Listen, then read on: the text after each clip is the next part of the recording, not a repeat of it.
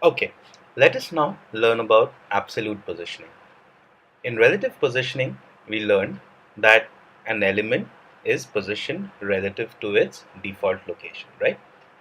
So we saw that just by changing the value of position from default static to relative has no impact whatsoever on the layout, but any further adjustments made to its placement by using top, bottom, left or right attributes will make sure that those adjustments are made relative to the default or original position. Absolute positioning works slightly differently, right? So let's do one thing. We shall just replace the position of the change me div from relative to absolute. Okay, so let's just do that.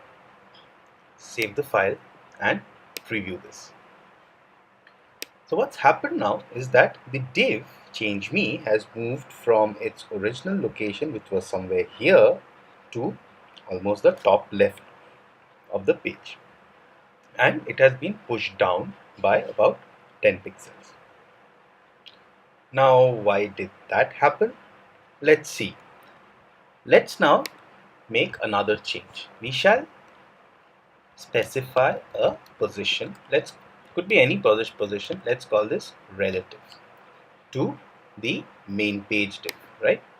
So let's specify a position relative to the main page div and preview this again.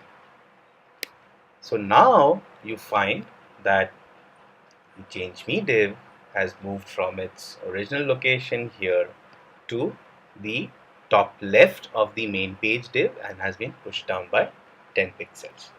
So why did this particular change, that is the last change, make such a difference?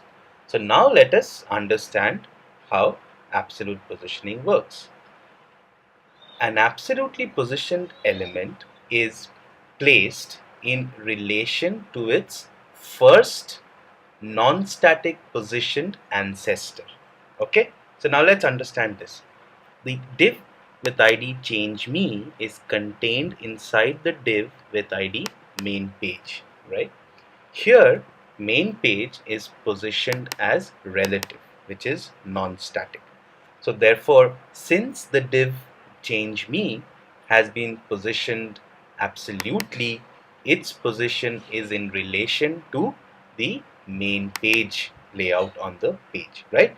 So this is where the top left corner of the main page div lies, and therefore that will act as the reference for the position of the change me div, which is what is happening here. However, if I either remove this position attribute or I specify a value static and then save the file and preview the page, you'll find that the change me div has moved to the top left of the page itself. Now why has that happened? Well, here the change me div no longer has any ancestor which is non-static position, right?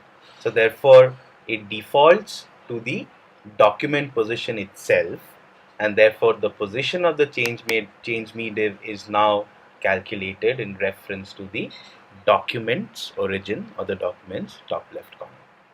Clear? So just experiment with relative positioning and absolute positioning until you kind of get the hang of it.